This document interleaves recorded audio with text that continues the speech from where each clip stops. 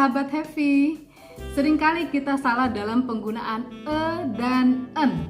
Apalagi ketika kita belajar, mungkin ada sebagian dari guru kita yang bilang e diikuti oleh huruf konsonan dan en diikuti oleh huruf vokal.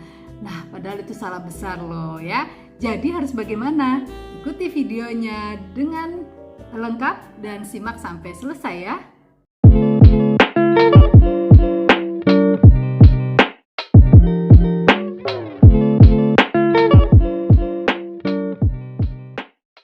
Oke, sebelum kita melangkah kepada fungsi dari e dan en serta bagaimana mengaplikasikannya, kita harus mengerti dulu bahwa dalam berbahasa Inggris itu ada yang dikenal dengan huruf vokal dan juga huruf konsonan. Huruf vokal itu Bapak Ibu mungkin atau sahabat Happy semua sudah tahu ya, misalnya kayak A, I, U, E, O gitu ya, atau I, I, U, I, O gitu ya, E. Nah itu huruf vokal. Tapi juga ada huruf konsonan di luar huruf-huruf tadi, di luar huruf-huruf vokal tadi.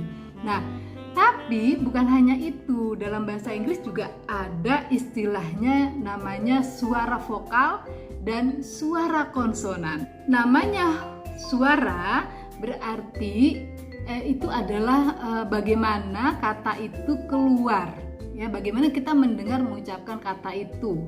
Makanya disebut suara vokal, suara konsonan. Jadi bukan dari tulisan hurufnya, bukan dari tulisan hurufnya.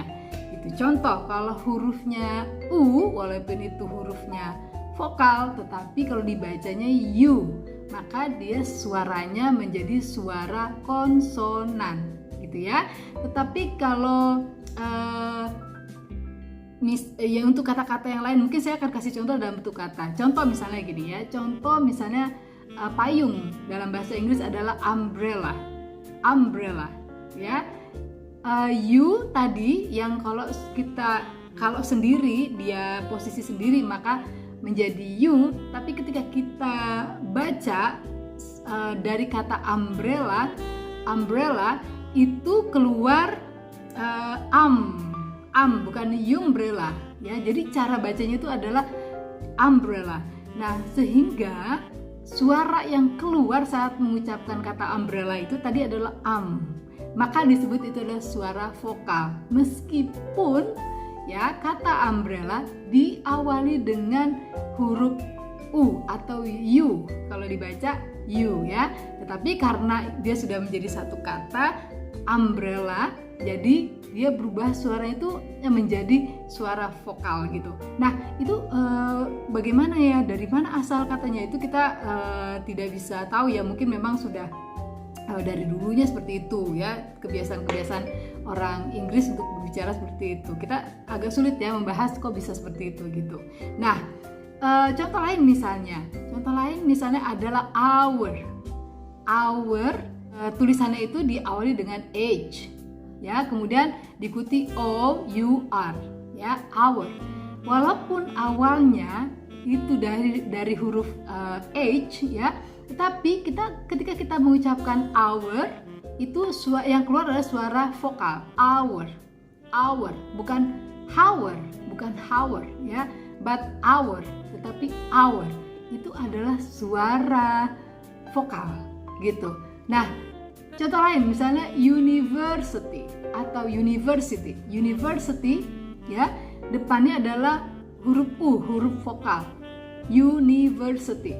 Tetapi ketika dibaca university atau university ya, nah kata yang keluar tadi bersuarakan U ya, bersuarakan U, sehingga disebut dengan suara konsonan ya, karena U ya suaranya konsonan gitu.